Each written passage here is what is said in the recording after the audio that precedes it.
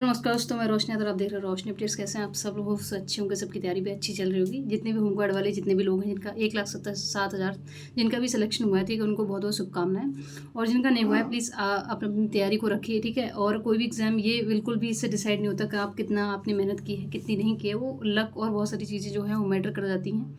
तो इस वजह से चीज़ें जो है आपके अपोजिट विपरीत जा सकती है, लेकिन उसमें होपलेस होने की बिल्कुल ज़रूरत नहीं है, ठीक है। बहुत सारे एग्जाम्स होते हैं, कोई एग्ज़ाम ऐसा भी होता है जिसमें हमारा जो लक है वो साथ करता है और हमारी मेहनत भी उसमें काम आ जाती है।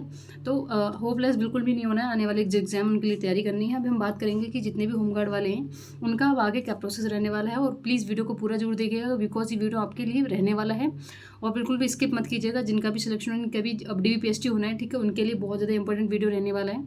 तो पहले पहले मैं आपको बता दूँ कि जो होमगार्ड है, ठीक है, यूपी होमगार्ड है, इसमें जो है लगभग 25 लाख के आसपास फॉर्म भरे गए थे। 19 लाख के आसपास लोगों ने जो है यहाँ पे एग्ज़ाम दिया होता है कैंडिडेट्स ने। और यहाँ पे 1,07,000 के आसपास जो है वो 41,000 जो वैकेंसीज़ है, ठीक है, उसमें आपका चुने जाना है। तो ये मतलब इन्होंने जो क्लियर किया है वो 1,07,000 के आसपास जो है DVPST के लिए बुलाए हैं बच्चे। अब उसमें से बहुत सारे बच्चे 60,000 करीबन 65,576 बच्चे लगभग अभी भी बाहर होने हैं। 41,424 वैकेंसी है, तो इतने ही बच्चे चुने जाएंगे। तो आपको उसके अंदर आना है तो प्लीज़ वीडियो को पूरा जरूर देखिएगा, बिल्कुल स्किप मत कीजिएगा, शुरू से आखिर तक बने रहिएगा, ठीक है। अब यहाँ पे हम बात करते हैं तो इसमें कौन कौन से प्रोसेस हैं। तो सबसे पहले इसमें जो है बहुत सारे प्रोसेस हैं, लेकिन यहाँ पे कुछ इंपॉर्टेंट चीज़ें जो मैं आपको बताऊंगी कि इसमें कौन कौन सी ठीक है, कौन कौन से डॉक्यूमेंट लगेंगे। सबसे पहले हम DV होगा, DV में डॉक्यूमेंट वेरिफिकेशन के अंदर हम बात करेंगे, ठीक है, कौन कौन सी चीज़ें हैं। तो देखिए, डॉक्यूमेंट वेरिफिकेशन के अंदर में आपका जो है 10वीं की मार्कशीट, ठीक है, और उसमें प्रमाण पत्र 12th की मार्कशीट चाहिए होगी, ठीक है। और आपका यदि आवेदन में आपने 12th लगाया तो 12th दे दीजिएगा, मतलब उसको चाहिए होगा। नहीं आपने लगाया तो नहीं चाहिए होगा। और जितने भी आपके जो क्वालिफिकेशन है, ठीक है, उनके सर्टिफिकेट, जैसे आपने BCom M.Com, वो सारी चीज़ें आपको अपने पास रखनी है।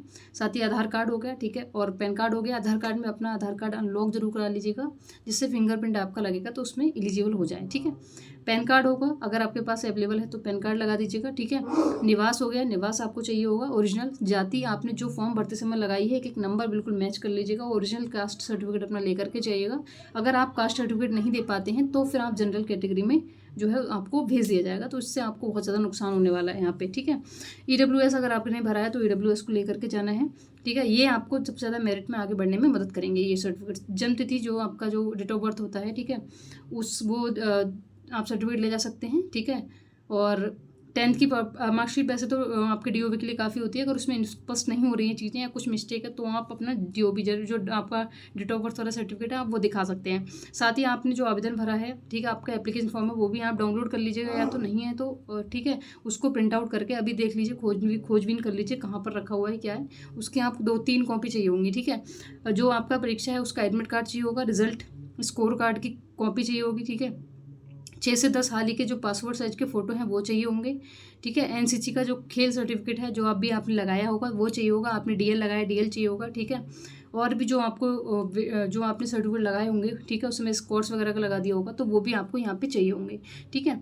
और आपने कोई भी अन्य कोई दावा किया है प्रमाण पत्र का तो आपको वो भी यहाँ पे देना पड़ेगा, ठीक है। साथ ही साथ आपको ये सारे डॉक्यूमेंट्स ओरिजिनल लेकर के जाने हैं। कोई भी किसी की फोटोकॉपी तो लगेगी, लेकिन ओरिजिनल भी चाहिए, ठीक है। हर दस्तावेज की आपको 3 फोटो लेनी है, वो सेल्फ अटैच होनी चाहिए। सेल्फ अटैच भले ही मत कीजिएगा, लेकिन रख लीजिएगा अलग अलग सेट बना करके अभी से। सभी जितने भी प्रमाण पत्र उसमें चेक कर लीजिएगा कि आपके जो माता पिता हैं, ठीक है, उनका नाम वगैरह सारा ठीक है, आपका नाम ठीक है। अगर नहीं है तो फिर आपको क्या करना पड़ेगा, और आपको यहाँ पे एफिडेविट बनवाना पड़ेगा जो कि कचहरी से बन जाएगा, ठीक है। उसका फॉर्मेट आपने बहुत जगह मिल जाएगा आपको, मैं भी भेज दूँगी अपने टेलीग्राम चैनल पर, ठीक है। अगर किसी भी कोई भी जो आपका डॉक्यूमेंट है उसमें कोई सी प्रकार की जो है गलती है तो प्लीज़ उसको एफिडेविट बना करके सही कर लीजिएगा, क्योंकि अब समय निकल जाता है तो फिर कुछ नहीं हो पाता, वहाँ पर कुछ नहीं कर पाएंगे आप, ठीक है। और इसके बाद में हमने देखा है कि इसके बाद PAT हुआ। PAT में क्या है, देखिए, सबसे पहले जो मेल कैंडिडेट्स हैं उनकी जो रनिंग है 4.8 किलोमीटर है। 28 मिनट में रनिंग को पूरा करना है। जितनी भी फीमेल कैंडिडेट्स हैं उनकी 2.4 किलोमीटर है, और इसको आपको 16 मिनट के अंदर कवर करना है, ठीक है। और ये दौड़ अगर टाइम में आप नहीं कवर कर पाते तो आप फिर वहाँ पर बाहर हो जाएंगे, ठीक है। दूसरा क्या है, रिपोर्टिंग के बाद सबसे पहले दौड़ रनिंग कैसे होगी, सबसे पहले आपकी रिपोर्टिंग करी जाएगी, ठीक है। आपको यहाँ पे वार्म अप वगैरह का भी टाइम दिया जाएगा, जितने भी जो कैंडिडेट्स हैं उनको लाइन वगैरह में लगा दिया जाएगा, ठीक है। वहाँ पे आपको फॉर्म दे दिया जाएगा, फॉर्म भरवा लिया जाएगा, उस फॉर्म की पहले वेरिफिकेशन होगा, ठीक है। फिर आपको आपके बैचेस बना दिए जाएंगे, आपको बैच के नंबर दे दिए जाएंगे, आपको चेस्ट नंबर होता है वो मिल जाएगा, ठीक है। फिर आपको रनिंग करवा लेंगे और फिर आपको उस पर्टिकुलर टाइम में पर्टिकुलर डिस्टेंस को कवर करना होगा और ये आपकी रनिंग होती है, ठीक है। फिर इस लाइन से और पैरों में आपके चिप लगी होगी, तो प्लीज़ उसको ध्यान रखना है कि मैट पर पैर जरूर पड़े, वरना बहुत सारे इशू हो सकते हैं। अगर मैट पर पैर आपने नहीं रखा तो चिप उसको काउंट नहीं करेगी, ठीक है। और उस टाइम पीरियड के अंदर आपको पर्टिकुलर क्या है, अपनी रनिंग को कंप्लीट करना है, ठीक है। तो ये सारी चीज़ें हो गई। बाकी डॉक्यूमेंट बता दिया। फिजिकल में आपका क्या होगा, ठीक है। एक चीज़ और है, जितने भी फीमेल कैंडिडेट्स हैं उनका 40 किलो से कम वजन नहीं होना चाहिए। अगर वजन आपका कम है तो प्लीज़ उसको ठीक कर लीजिए, ठीक है। अपना खाने पीने पर ध्यान दीजिए, डाइट वगैरह लीजिए अच्छे से, और वेट आपका बढ़ जाएगा DBPST तक, ठीक है। तो ये सारी चीज़ें हैं। जैसे अब आपका DBPST में होता क्या है, DB में डॉक्यूमेंट वेरिफिकेशन, PST में आपका फिजिकल स्टैंडर्ड टेस्ट होता है, जिसमें आपकी पहचान अब सबसे पहले आपका वेरिफिकेशन कराया जाएगा, ठीक है। आधार वगैरह मैच होता है आपका, ठीक है। आपका बायोमेट्रिक होती है, फिर आपकी हाइट वगैरह मापी जाएगी, और जो मेल कैंडिडेट्स हैं उनका पुरुषों का माप लिया जाएगा, सीने का माप लिया जाएगा, इतनी फीमेल जो मेल कैंडिडेट्स हैं उनका, ठीक है। महिलाओं का यहाँ पे वजन मापा जाएगा और आपका डॉक्यूमेंट वेरिफिकेशन भी होगा। अब जितने मेल कैंडिडेट्स हैं उनकी जो लंबाई है वो 168 सेंटीमीटर चाहिए होती है सामान्य, OBC और SC के लिए, और जितने भी ST कैटेगरी के जो मेल हैं उनके लिए 160 सेंटीमीटर ही चाहिए होती है।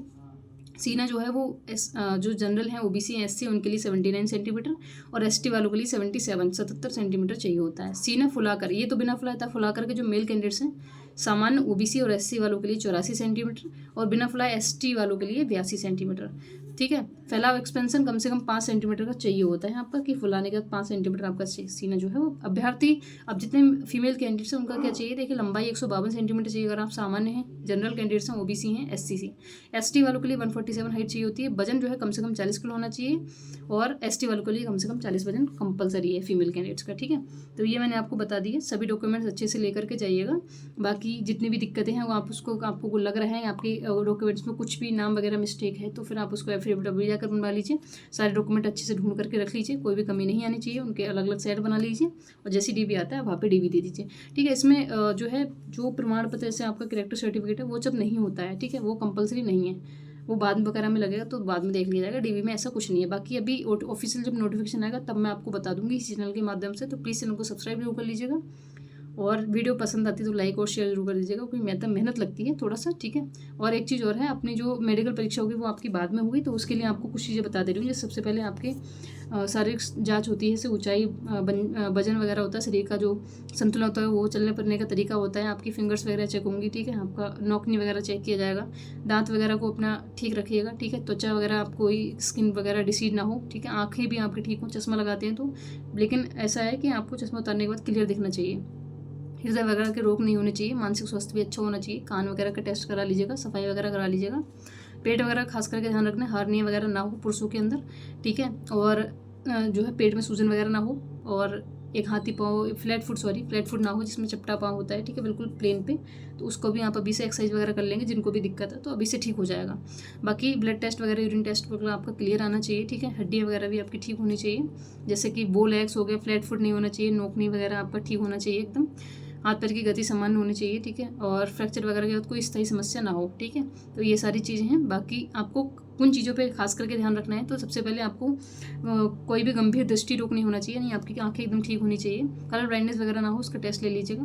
गंभीर सुनने में कोई गंभीर समस्या ना हो, नोकनी वगैरह ना हो, फ्लैट फुट ना हो, हार्निया ना हो, हाइड्रोसेल ना हो, गंभीर हृदय रोग ना हो, नियंत्रित जो BP होता है वो ना हो, ठीक है। गंभीर फेफड़ों की बीमारी ना हो, संक्रामक रोग ना हो, और स्थायी शारीरिक विकृति ये सब ना हो, तो फिर आप यहाँ पे इजीली क्लियर कर जाएंगे चीज़ें।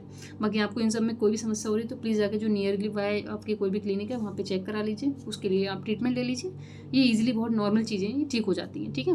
तो अगर आपको कोई इशू आ रहा है तो प्लीज़ आकर के मुझे जो है टेलीग्राम पर मैसेज कर सकते हैं, कॉमेंट सेक्शन के अंदर कॉमेंट कर दीजिएगा, इससे आपकी समस्याएं जो है मैं यहाँ पे आपको समाधान दे सकती हूँ। मिलते हैं इशू में, तब तक जय हिंद, बाय बाय।